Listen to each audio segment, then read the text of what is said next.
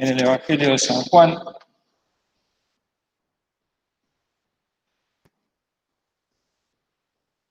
Evangelio de San Juan, capítulo 3.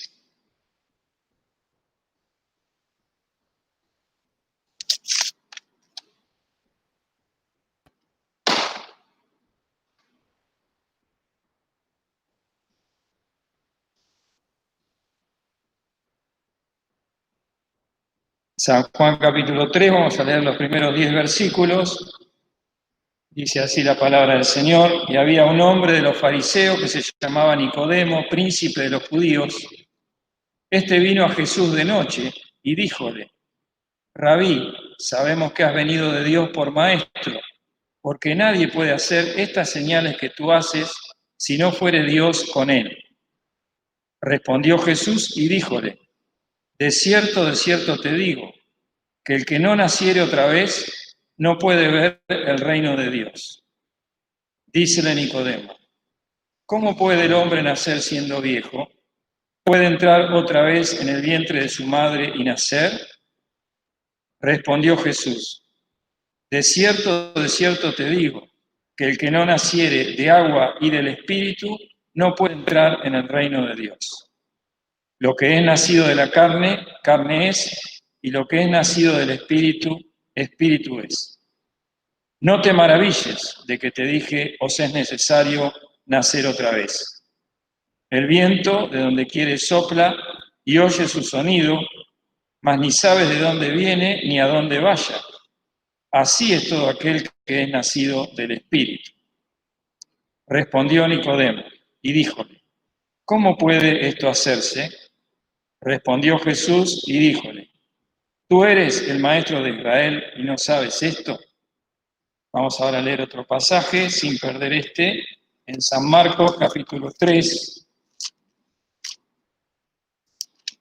San Marcos, Evangelio, más atrás.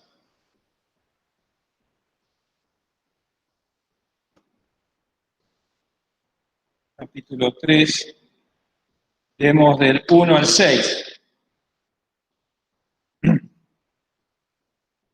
Dice: y otra vez entró en la sinagoga, y había allí un hombre que tenía una mano seca, y le acechaban si en sábado le sanaría para acusarlo. Entonces dijo al hombre que tenía la mano seca: levántate en medio. Y les dice: ¿es lícito hacer bien en sábado o hacer mal? ¿Salvar la vida o quitarla? Mas ellos callaban. Y mirándolos alrededor con enojo, condoleciéndose de la ceguedad de su corazón, dice al hombre: extiende tu mano. Y la extendió, y su mano fue restituida sana. Entonces, saliendo los fariseos, tomaron consejo con los herodianos contra él para matarlo. Señor bendiga la porción de su palabra que nos habla de este Evangelio de Marcos, de los milagros que el Señor, las señales que hizo en Capernaum, ya hemos visto otras veces.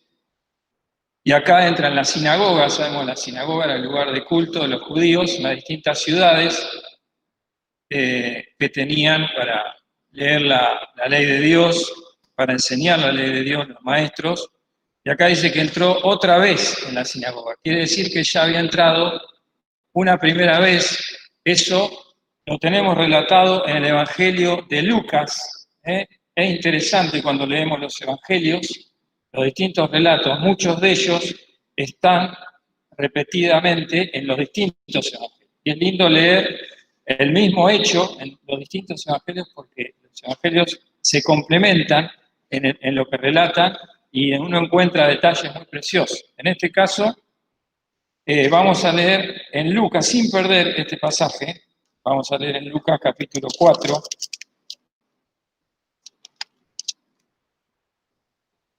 Lucas 4, que es el evangelio que sigue después de Marcos. San Lucas 4, el versículo, podemos leer el 32, que nos da una idea de cómo cómo las gentes escuchaban al Señor Jesús, tanto la gente del pueblo como los religiosos, el efecto que hacía la palabra de Dios, el Señor hablando ahí, el versículo 32 dice, y se maravillaban de su doctrina porque su palabra era con potestad. Se habla de la enseñanza del Señor. Se maravillaban, se asombraban porque era un hombre que no era de los fariseos, de los religiosos, y sin embargo nunca habían escuchado a un hombre hablar de esa manera, y dice que se maravillaban porque lo escuchaban hablar con autoridad, de una manera diferente. Ellos estaban acostumbrados a escuchar a los religiosos, los escribas, los fariseos, había otras también escuelas de pensamiento, pero se daban cuenta que estas personas eran hipócritas, que enseñaban la ley de una manera que solamente era para poner cargas pesadas a las personas y ellos se creían superiores, se decían que cumplían la ley, pero en realidad estaban totalmente faltos de compasión, del amor de Dios, estaban apartados del Señor. Pero cuando vino el Señor Jesús, la gente se maravillaba de su doctrina, de su enseñanza, ¿no? Su palabra era con potestad, pero no solamente su palabra, sino la vida del Señor Jesús llamaba la atención. Y también con todas las señales que hacía, porque quería que la gente reconociera al Hijo de Dios, que había sido el prometido del pueblo de Israel, para venir a salvar a su pueblo, no de lo que estos judíos pensaban, porque ellos están, ¿cómo podemos decirlo?, totalmente politizados y aferrados a las cosas de acá abajo. Entonces decían que el Mesías iba a venir para librarlos del yugo romano, pero el Señor Jesucristo venía para librarlos del yugo del pecado, como no solamente al pueblo de Israel, primeramente al pueblo de Israel, pero también a toda la gente. Eso está claramente profetizado en toda la palabra. Pero ellos sabían muchos detalles del Mesías, pero como en su corazón estaba lejos de Dios. Cuando vino el Señor Jesucristo, que les hablaba con mayor autoridad que ellos, entonces lo querían destruir. Su posición corría peligro. Entonces no aceptaban las palabras del Señor. Pero veían que el pueblo se iba atrás del Señor, que escuchaban su palabra, que era con autoridad, y la vida del Señor Jesús. Cómo buscaba a los pobres, los necesitados, los sanaba. Y acá también, como hablamos acá de la primera vez que entró en la sinagoga, y nos dice, podemos leer también el versículo 36, cuando el Señor Jesús, ahí la primera vez que entra, sana a un endemoniado. Una persona que estaba poseída por el demonio, el Señor lo libera. Acá hay todo un diálogo entre el Señor y los demonios que conocían al Señor. Los religiosos del pueblo de Dios no lo conocían y los demonios sí. Y podemos decir que era un tiempo de mucha actividad demoníaca porque era un tiempo muy importante. El Señor venía por primera vez a la tierra. Podemos decir que ahora también el Señor va a venir otra vez. Pero el diablo y los demonios se manifiestan de otra manera ahora. Una maldad, podemos decir, más sutil, ¿no? Si bien podemos decir que podemos encontrar gente endemoniada, de hecho, hemos encontrado alguna vez. Pero no es como se manifiesta la maldad, ahora la maldad se manifiesta mucho más engañosamente. Pero en este caso había mucho endemoniado y el Señor con toda autoridad los reprendía y los libraba. Y el versículo 36 dice, y hubo espanto en todos y hablaban unos a otros diciendo, ¿qué palabra es esta que con autoridad y potencia manda a los espíritus inmundos y sale? El Señor le mostraba todo poder. Vemos que no se asombraban de los demonios, se asombraban de que el Señor los podía sacar, podía librar a las personas que tenían estos males.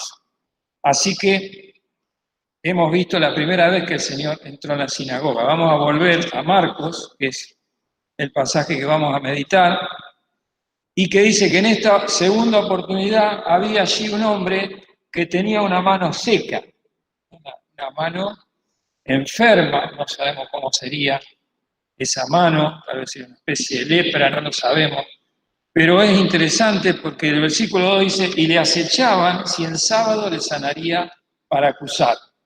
Ese era el problema, ¿no?, de los religiosos, que lo único que hablaban era de cumplir la ley, malinterpretando la ley. Porque la ley de Dios, nos dice Pablo, tiene varios propósitos por los cuales Dios lo ha puesto, ¿no? La ley de Dios, que es perfecta, nos muestra primeramente a un Dios santo, perfecto, inmensamente santo y separado de los pecadores. Y podemos decir que envió a su Hijo para que cumpla la ley, porque ningún hombre la podía cumplir. Al contrario, el hombre se apartó de Dios, transgrede la ley, aunque la ley al principio no estaba en el mundo, ¿no es cierto? El hombre se apartó de Dios por el pecado. Pero nos dice Pablo también, haciendo una historia, podemos decir, que en un momento Dios le da la ley al hombre, ¿no?, a través de Moisés en el monte Sinai. Y dice que la ley entró para que el pecado creciese. ¿Qué quiere decir esto? Que Dios pone la ley para que nosotros nos podamos dar cuenta de la gravedad del pecado, de que nosotros no podemos cumplir la ley. Y por esa consecuencia estamos completamente separados de Dios a causa del pecado. Dice, la ley entró para que el pecado creciese. Mas cuando el pecado creció, ¿qué dice? ¿Se acuerdan? Sobrepujó la gracia. La gracia de Cristo, que vino, cumplió la ley y se puso en nuestro lugar en la cruz para pagar nuestra deuda, nuestra ofensa contra Dios. Entonces estos hombres pensaban, bueno, nosotros cumplimos la ley, decían, hipócritamente, porque por supuesto que no lo hacían. Y entonces estaban ahí en la sinagoga, cuando ven entrar al Señor Jesús, dice, le acechaban si en sábado le sanaría. ¿Por qué? Porque el sábado la ley dice que no hay que hacer ninguna obra. Entonces no estaban pensando en el Señor Jesús, viendo las señales que hacía, sino querían destruir. Entonces, para acusarle, dice, sabían que había un hombre allí con esa enfermedad, y se va a entrar y lo va a sanar. Le acechaban si el sábado le sanaría para acusarle, dice. ¿Y el Señor Jesús qué hace? Dice, entonces dijo al hombre que tenía la mano seca, levántate en medio. Así que podemos pensar cómo era esa situación, ¿no? En la sinagoga estaban todos sentados. Yo no sé bien cómo era, pero tal vez habría un maestro que hablaba, tal vez por turnos, pero estaban todos sentados.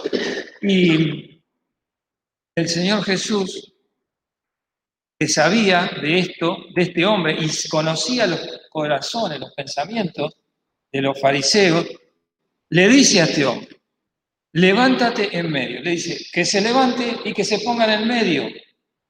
Es decir, alguien que estaba ahí, tal vez sabía que el Señor Jesús iba a ir, tal vez estaba esperando para ser sanado, pero el Señor lo pone como protagonista en el centro, ¿no? Protagonista involuntario, no habría pensado este hombre que iba a tener que hacer eso. Y vamos a leer, otra vez vamos a ir a Lucas, porque en Lucas, como decía, da un detalle, vamos a ir a Lucas sin perder este pasaje, Lucas capítulo 6, por eso decía que es interesante ver un mismo hecho en los distintos evangelios, porque nos da una idea más acabada, ¿no?, de los detalles. El versículo 8 de Lucas 6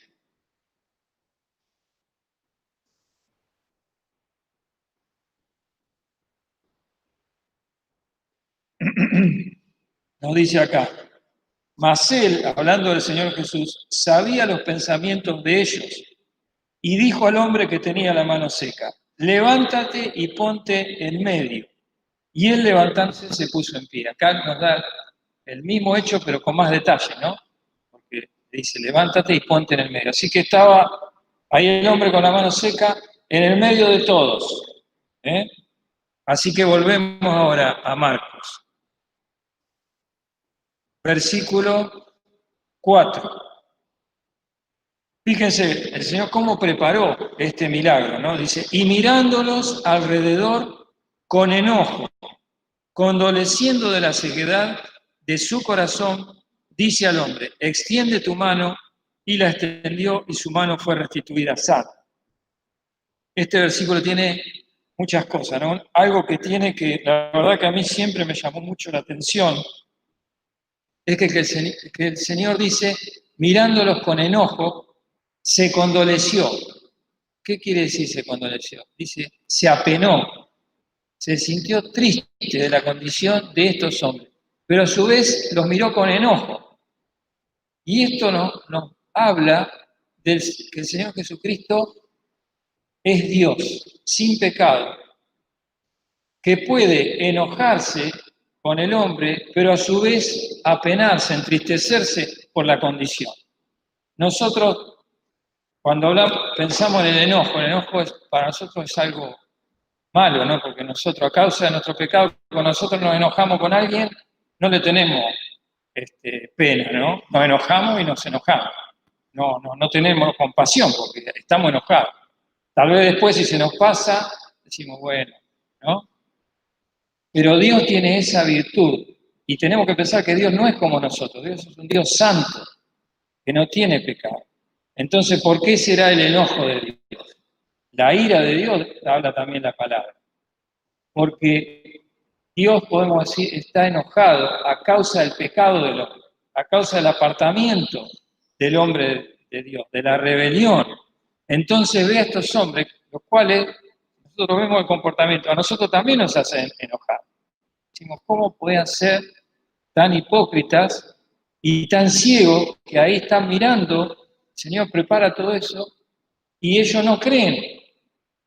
Pero el Señor se enoja con un enojo santo, que a su vez se compadece, siente dolor, pero están las dos cosas juntas, ¿no? Por eso me decía que me llama mucho la atención.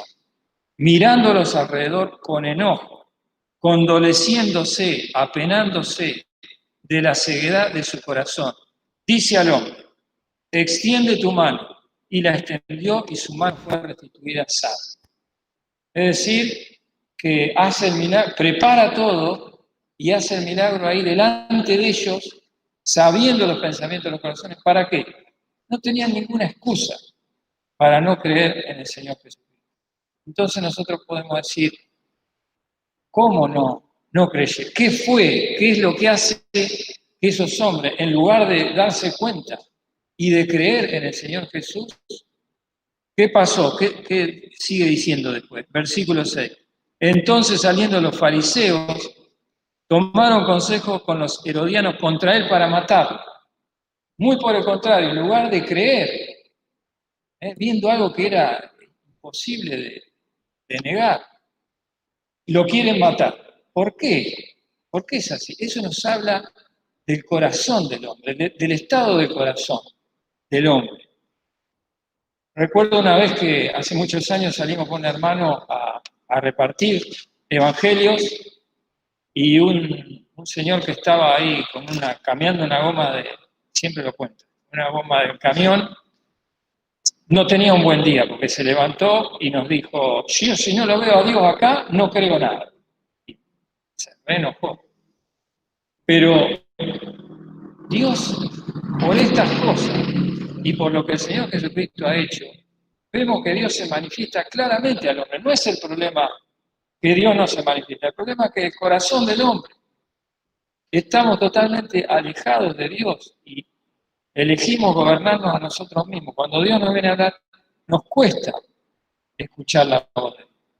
Fijémonos estos hombres, que podemos decir, bueno, nosotros no somos así, ¿no? Pero igual Dios tiene que hacer una obra en cada corazón, porque no es el problema que Dios no se manifieste, el problema es el corazón del hombre.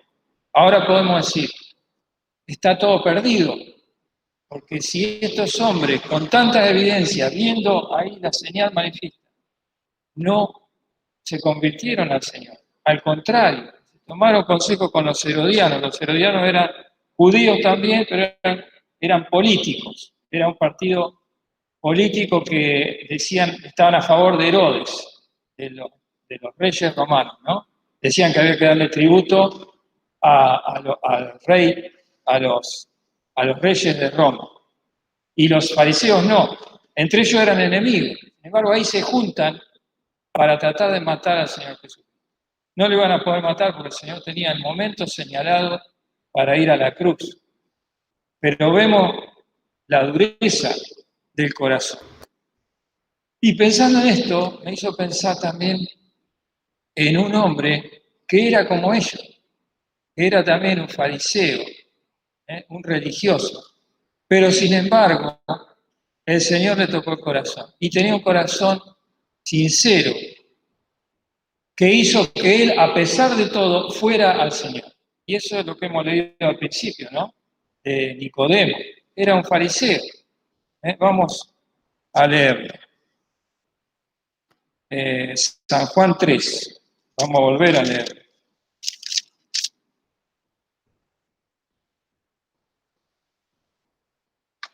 Dice, había un hombre, San Juan 3, el versículo 1, había un hombre de los fariseos que se llamaba Nicodemo, príncipe de los judíos.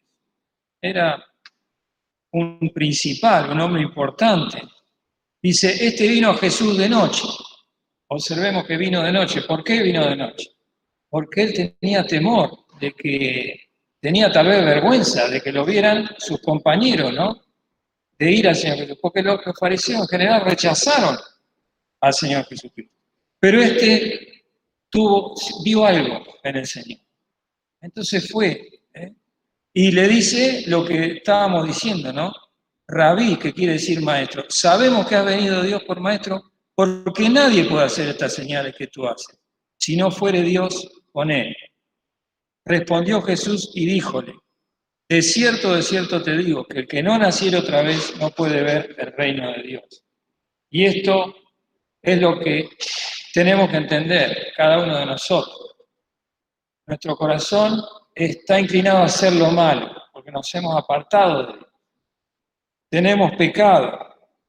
Entonces Dios tiene que hacer una obra en el corazón del hombre, que no es mejorar nuestra naturaleza humana, es hablarnos para que nosotros le abramos el corazón y Dios pueda entrar a nuestro corazón, a nuestro espíritu, a través del Espíritu Santo. Porque acá, ¿qué le está diciendo el Señor Jesús a Nicodemo? Es necesario, no se habrá esperado esta respuesta a Nicodemo, ¿no? Que era un hombre, podemos decir, temeroso de Dios. Había dedicado su vida a servir a Dios, a conocer la ley. Y dice, nadie puede hacer estas señales. O sea, veo algo en vos que es distinto. Y habrá esperado también que el Señor le diga, sí, no, ¿qué respuesta le dio el Señor? Directamente le dijo, si no nacieres otra vez, no puedes ver el reino de Dios. ¿Qué le está diciendo? Que todo lo que él sabía, todo el conocimiento que tenía, todo lo que había hecho, no le servía para nada. Tenía que nacer de nuevo, pedirle a Dios que lo salve, que Dios haga una obra en su corazón. Y Nicodemo no entiende, ¿no? Dice, ¿cómo puede el hombre nacer siendo viejo? ¿Puede entrar otra vez en el vientre de su madre y nacer?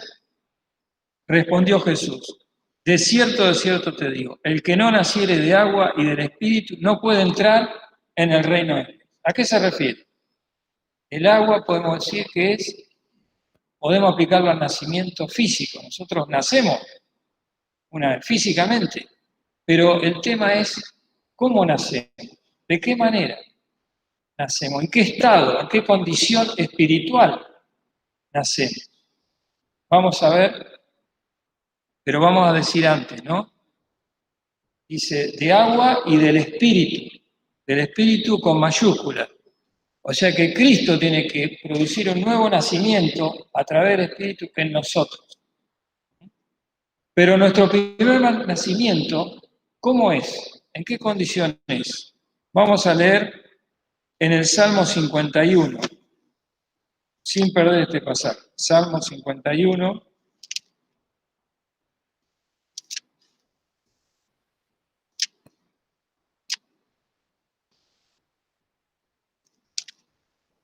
Este salmo sabemos que lo escribió David, el rey David, un hombre de Dios, un hombre temeroso de Dios. a quien Dios utilizó mucho. Dice la palabra de Dios que era un varón conforme al corazón de Dios, un hombre temeroso de Dios, y puso al reino de Dios muy alto mientras estuvo este rey. Pero era un hombre que no era mejor que nadie, era igual a cualquiera, y por un momento que él se descuidó en su vida espiritual, se fue apartando de Dios, cometió un terrible pecado. Un terrible pecado. Y luego Dios tuvo que venir a hablarle otra vez a través de un profeta para que él se dé cuenta primero del pecado y arrepentirse. Y escribió cuando se arrepintió este salmo tan precioso. Tiene muchas cosas, pero vamos a leer 2 versículos nomás. En el versículo 5, cuando David reconoce su pecado y se arrepiente delante de Dios, dice: he aquí, en maldad he sido formado, y en pecado me concibió mi madre. ¿Qué está diciendo? Que él ya cuando nació, ya es engendrado con pecado. La palabra de Dios nos dice en Romanos que el pecado entró en el mundo por un hombre, y así pasó a todos los hombres, pues que todos pecaron. Y acá David está diciendo: en pecado me concibió mi madre, en maldad he sido formado. Nosotros, si vemos un bebé, decimos: qué hermosura, ¿no? Nos enternecemos, porque un bebé es inocente, no tiene conciencia de pecado, hasta que crece, y entonces tiene conciencia, empieza a aprender. Pero mientras tanto, un bebé es inocente, podemos decir. Pero ya está el germen del pecado, porque es transmitido a través de la sangre y a través de la condición física y espiritual del hombre. El pecado pasa a todos los hombres. Y esto lo podemos comprobar muy fácilmente, porque un bebé o un nene, un niñito, nadie le enseña a hacer cosas malas, pero las hace sola, le salen solo, ¿no? Yo tengo nietos y me encantan mis nietos. Pero uno, el niñito ve, ¿no?, que nadie le tiene que enseñar a hacer mal. Nadie le tiene que enseñar cuando se pone celoso, cuando tiene un hermanito, ¿no? ¿Qué está diciendo el bebé? Quiero que me atiendan a mí, todo que se fijen en mí, ¿no? Ahí vemos el pecado. Y David acá lo dice claramente, ¿no? Este Salmo 51 tiene muchas cosas muy preciosas, pero predica esto y queda registrado para que nosotros nos demos cuenta de nuestra condición de pecado. Que si Dios no nos viene a hablar y nos da la luz, nosotros nunca nos acercaríamos a Dios. En maldad he sido formado y en pecado me concibió mi madre. Y fijémonos en el versículo 6. Dice: he aquí, está diciendo a Dios, tú amas la verdad en lo íntimo. Dios es el único que es verdadero. Nosotros no tenemos un concepto claro de la verdad. Cada uno tenemos nuestra verdad, pero la verdad absoluta la tiene Dios. Y Dios conoce. Nosotros nos comparamos con las demás personas, con los demás hombres. Entonces decimos: bueno, yo no soy tan mal. Yo trato de hacer lo mejor posible. Está bien. Pero delante de Dios, si nosotros no aceptamos a Cristo, estamos condenados por la eternidad, por nuestra condición de pecado, porque hemos ofendido a un Dios santo que nos hizo, que nos formó, y nos vino a rescatar, a redimir. Tú amas la verdad en lo íntimo, dice David, y en lo secreto me has hecho comprender sabiduría. Dios nos hace entender. ¿Para qué nos hace entender? No nos gustan estas cosas. ¿A quién le gusta decir que nos digan que sos un pecador, que tu corazón es malo? No nos gusta. Pero es la verdad del Evangelio, y Dios nos hace entender para que vayamos a Él. De otra manera no iríamos. Así que fijémonos otro versículo, Salmo 62, un poquito más adelante.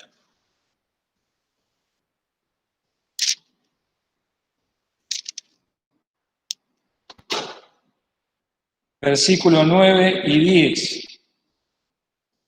Por cierto, dice, cuando dice por cierto, dice con total seguridad. Dice: vanidad son los hijos de los hombres, mentira los hijos de varón, pesándolos a todos igualmente en la balanza, serán menos que la vanidad. Qué terrible, ¿no? Algo que nos ofende en lo íntimo, porque nosotros no pensamos que somos así. Pero delante de este Dios que es amor, ¿eh? Que ama, somos así, somos egoístas, hemos elegido gobernarnos a nosotros mismos.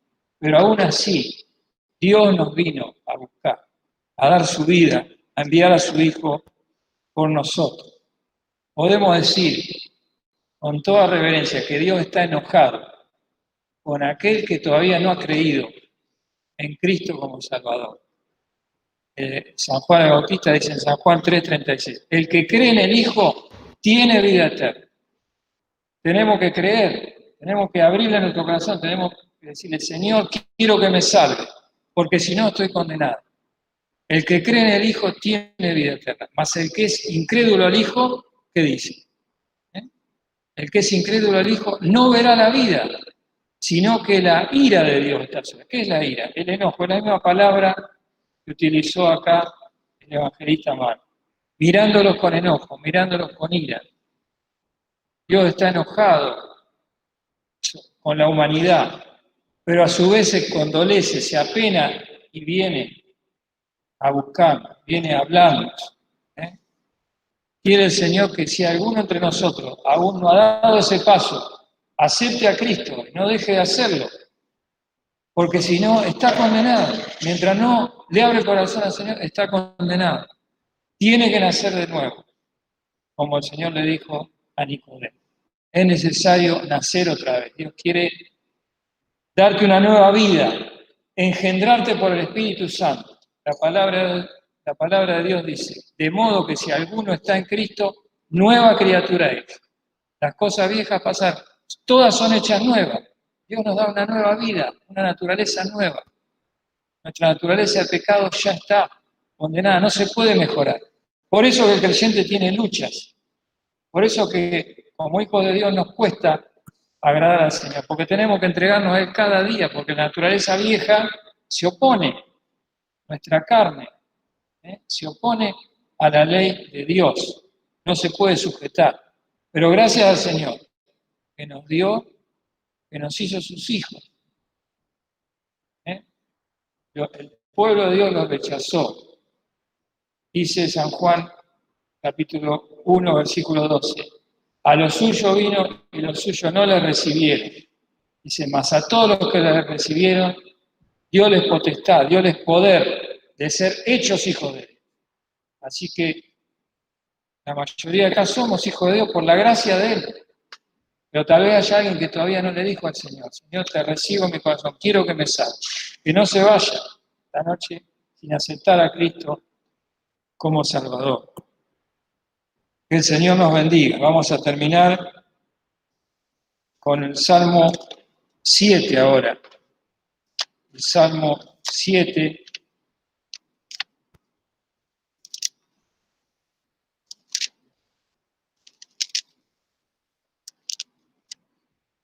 El versículo 11. Fíjense, acá habla, ¿no? Dice, Dios es el que juzga al justo. ¿Quién es el justo? La palabra de Dios nos dice que no hay justo ni aun uno. Como hemos dicho, todos estamos debajo del pecado. Pero cuando uno acepta a Cristo, es hecho justo. Porque entonces el Padre, Dios nos puede ver a través de la justicia que Cristo hizo en la cruz. Entonces Dios es el que juzga al justo. Cuando Dios juzga a un creyente, lo juzga a través de Cristo, entonces lo ve limpio, lo ve santo, porque lo ve a través de la justicia de Cristo. Pero necesitamos ir cada día a Él para que el Señor nos perdone, ¿no es cierto? Ya nos perdonó para salvación, pero cada día, ¿qué pasa? Nos ensuciamos en este mundo, ¿no? Hasta que el Señor nos venga a buscar y transforme toda nuestra naturaleza. Pero gracias a Dios que Dios es el que juzga al justo y nos juzga, a través del sacrificio de Cristo. El sacrificio de Cristo, el Padre se agradó, porque también se le llama a Cristo el segundo Adán, ¿no? Porque es puesto en lugar del pecador, en lugar de Adán, que fue el primer hombre que pecó. Y Cristo muchas veces, el Padre muchas veces se manifestó cuando Cristo obró para que los hombres vean que el Padre señalaba a Cristo, ¿no? Por ejemplo, en el monte de la transfiguración, cuando el Señor ahí se vistió de gloria y el Padre se escucha una voz que dice: este es mi Hijo amado, en el cual tengo contentamiento, en el cual me agrado. Y dice: a él oír. También cuando el Señor Jesucristo se bautizó: este es mi Hijo amado. Entonces, Dios nos señala a Cristo para que nosotros a través de él podamos ser justificados, completamente pacificados, reconciliados con Cristo. No hay paz mayor para el corazón del hombre de saber que hemos sido perdonados por Dios y que vamos a ir a su presencia. Entonces, por amor, ahora le servimos y le queremos agradar. Pero fíjense lo que dice la segunda parte del versículo. Dice: y Dios está airado todos los días contra el impío. Así que está el justo, el que ha sido justificado, y el impío. El impío es el que todavía no ha aceptado a Cristo. Dios está airado, está enojado, pero a su vez se entristece por ver la condición del hombre caído, como el Señor veía a esos fariseos, ¿no? Mirándolos con enojo, se condoleció de la ceguedad de su corazón. Quiera el Señor que nadie se vaya sin decirle: Señor, te acepto, te abro la puerta de mi corazón. El Señor dice, San Juan 3:20, aquí yo estoy a la puerta y llamo. Si alguno oyere mi voz y abriere la puerta, entraré a él y cenaré con él y él conmigo. Nos habla de la comunión que Dios quiere tener con el pecador, pero tiene que abrir la puerta, porque Dios no fuerza la voluntad de ningún hombre. Quiera el Señor que no nos vayamos sin aceptar a Cristo como nuestro Salvador. Y los que ya somos sus hijos, yo pensaba en este hombre, ¿no? Que el Señor Jesús le dijo: extiende tu mano, cuando tenía la mano seca, extiende tu mano. Y este hombre, ¿qué tuvo que hacer? Tuvo que obedecer, ¿no? Extender la mano. Una mano enferma, tal vez tenía que hacer algún esfuerzo, pero el hombre lo hizo, ¿no? Obedeció la voz del Señor. Y nosotros ya somos sus hijos, ya hemos conocido. Y tenemos que dar paso de fe en este mundo. ¿No? Es la primera reunión de evangelización del año. Pensar en este año que comienza, ¿no? Tal vez el Señor quiere que nosotros avancemos en nuestra vida cristiana, que le sirvamos, que demos algún paso de crecimiento espiritual, de fe. Y el Señor también nos dice a nosotros, me dice a mí también, ¿no? Extiende tu mano. El Señor le dijo: extiende tu mano, y quiso el Señor, lo sanó. Pero para que el Señor obre, para que el Señor nos sane, nos corrija, el Señor nos habla primero, ¿no? Entonces tenemos que dar un paso de fe. No le sanó la mano y después le dijo, mostró la mano, le dijo: extiende tu mano. Pensemos como hijos de Dios, tal vez el Señor nos está diciendo a nosotros también este año: extiende tu mano. Y el Señor va a obrar, porque obra por la fe en la palabra del Señor. El Señor nos bendiga para que podamos, tal vez, algo que el Señor nos está pidiendo, obrar para su gloria y para nuestra bendición. El Señor nos bendiga.